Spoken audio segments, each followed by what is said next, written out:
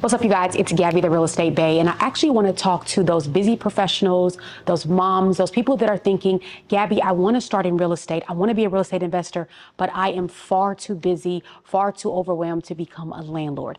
This video is for you. Watch until the end because I actually am going to give you some bonus tips on how to do this successfully while still managing your team that manages your property. If you're new here, welcome to my channel. My name is Gabby, the Real Estate Bae, and I focus on real estate, specifically in the St. Louis market. I have helped new investors close over $40 million in real estate assets that produce millions of dollars for my investors every single year. And so I think it's safe to say when it comes to real estate investing, I know a thing or two about how to be as passive as possible because my core client that I work with is a busy professional. She's typically a mom of about 2 to 4 kiddos, a wife, and sometimes she runs businesses and multiple side hustles. If any of those things resonate with you, I want you to watch until the end for this video. Today, we're talking about how to buy rental property without being a landlord. So first, I want to talk about what being a landlord is and sometimes why landlords get a bad rap. So being a landlord is somebody that actually lords over the land. They are somebody that checks in on the property. They're somebody that checks in if there's a leak in the tub, a leak in the sink. They are a hands-on investor in the process of holding real estate assets. When we talk about the 21st century woman, she doesn't have the capacity to be on call for tenants, especially when they could be far away or she's running multiple things. So I want to help you understand that being a landlord is active, but being a real estate investor, you can do that semi-passively. So that means you can collect a check every single month without actually being a hands-on landlord. The number one thing I want you to have when you decide to do this semi-passively, so you are not a landlord, you are an investor, is I want you to consider your property management partner. So the number one thing that I want you to consider with the property management partner is not only how much they answer your phone, but what are the reviews and the feedback like from the tenants. The easiest thing you can do when you are first sourcing property management partners is Google reviews. If tenants don't talk on any other platform, they talk on Google reviews. And oftentimes you'll find tenants either complaining about communication, complaining about the status of a home or maintenance requests on Google reviews. You want to avoid any property managers that have multiple Google reviews from various tenants who are complaining about access to communication and maintenance. That is a sure sign that your asset will require you to be more active than you want to be. In your Google review sweep, as you look in the marketplace to see where the Google reviews are and to see what PMs that you're considering, you're looking for tenants that leave good reviews. I can assure you that most reviews are not paid for. I don't want you to go into this thinking that somebody may have paid for this or paid for that. I want you to go into this thinking that you're going to get honest feedback and honest reviews from the Google review page. It is a huge indicator of the culture of the property management company.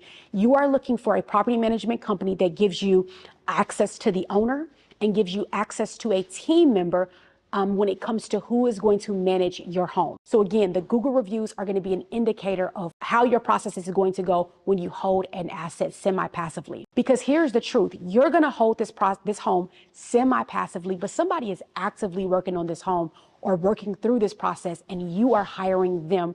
That is the property manager. You're going to screen your property management team by asking a few questions. Here are some of my favorite. The number one is, how often do you communicate with your owners? That is a gem question because you should be able to discern immediately if this property management company is going to be someone that sends out a profit report once a week, or are they going to send out opportunities for you to buy more homes or opportunities for you to scale or requests from your tenants. You want to know what the communication looks like so that you can understand what to expect. The other question I want you to ask your property management partners when you're screening them is, what is the process with approving maintenance requests for tenants? Now, this may seem pretty silly if you are a new investor, but if you're not a new investor, then you know that every now and then we get those tenants that put in 4, 5, 6, 7 maintenance requests a month. We are dealing with one of those right now, and we're like, okay, where's the happy medium? I called the tenant myself on behalf of my client to understand what the issue was.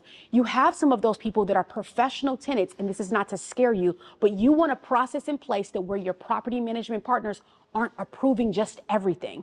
And so if there's a threshold, for example, you call me property management partners, I'm the owner, you call me Gabby, the owner, if the request is over 500 or if the request is over 350. This allows you to trust your partners to serve you, but also make sure that they're serving you within a wheelhouse that you can completely understand. The next question I want you to get clarity on with your property management partners is, what systems do they have to serve you and your tenant? Remember, when you are a real estate investor, yes, you are in it for the money, and sometimes we're in it for the impact, and we want to make a difference. But for the most part, you need systems in 2025. What systems does the tenant have to make payment? What systems does the tenant have to put in requests?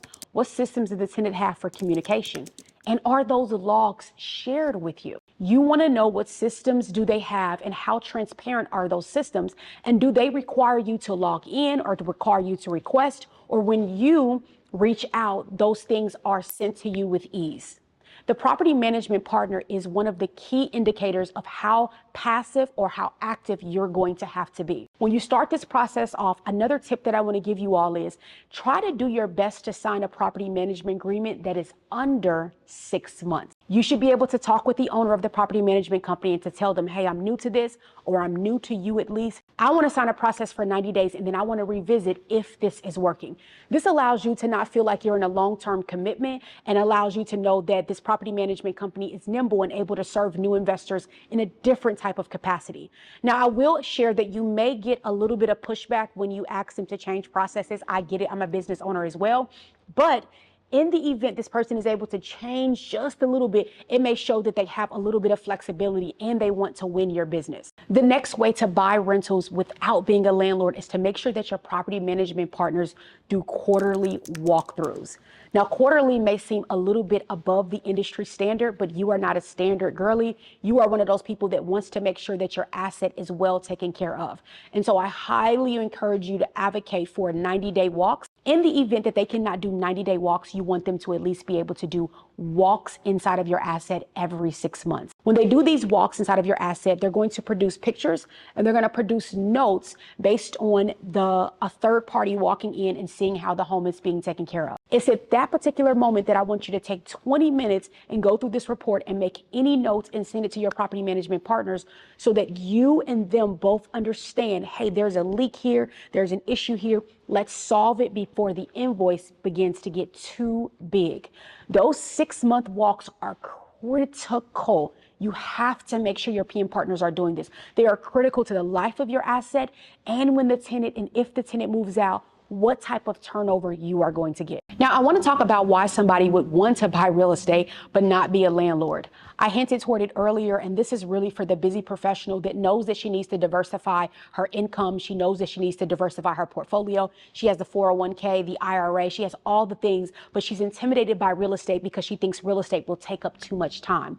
You need a system in place for reporting, you need a system in place for getting paid, and you need a system in place for growing your asset to make sure that you are actually going to do this as semi-passively as possible. Now, I also want to reiterate that real estate is not passive. In any way is it passive, but we can be as semi-passive as possible. But I still want anybody that's taking advice to me to check on their asset and to spend time with the data of their asset or with their asset management at the very least, 30 to 90 minutes every month. If you can commit to doing that and checking on your home and your tenant and your rent rolls and your payments, I can assure you that your properties will be extremely successful. Now, before I end, I want to make sure that I give you one more bonus tip that I actually just implemented in one of my properties, and I'm literally obsessed with it. Here it is. As an investor, I want you to do this one thing and it will change how you sleep at night. Remember, you know the address to the home because it's yours. I want you to mail a letter to your new tenant with a ghost email address. So it looks like this. Hey, tenant at 123 Smith Street. My name is Gabby Williams, and me and my family are so excited that we get to host your family at our property. I want you to know that I deeply care about where you live and how you live, and I trust my property management partners. However, sometimes you may need a little bit more support in the process of living and enjoying this home. Because of that, I wanted to provide to you an email address where you and I can communicate in the event you are struggling reaching anybody or you just need added support. That email address can be found below, and it is rentals123stlouis@gmail.com. Please feel free to email me if you need anything. Keep this letter in a drawer somewhere, and I look forward to chatting with you if you need my support. But in the event you don't, please continue to enjoy the property, and I wish you nothing but the best in the future.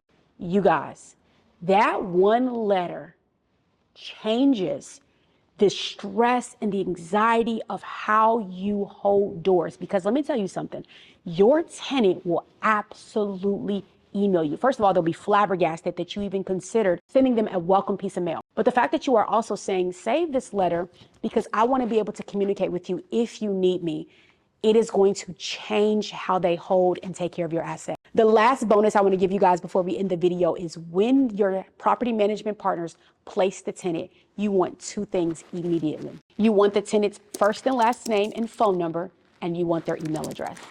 You are going to need access to that tenant at some point throughout holding this home. Well, Gabby, I thought this video was about not being a landlord. We're not being a landlord. We are serving people with integrity. And the only way we're able to serve people with integrity in this industry is if we're able to connect with them. You may not even use that email address or that phone number, but in the event there's an emergency, or you want to get the home appraised, or you want to get the home some new paint, you can talk directly with that tenant or have someone in your family talk directly with that tenant so that you can get access. I hope this video was helpful. The whole goal is to help you hold real estate with ease. Drop in the comments if you have any questions, and I can't wait to hear from y'all.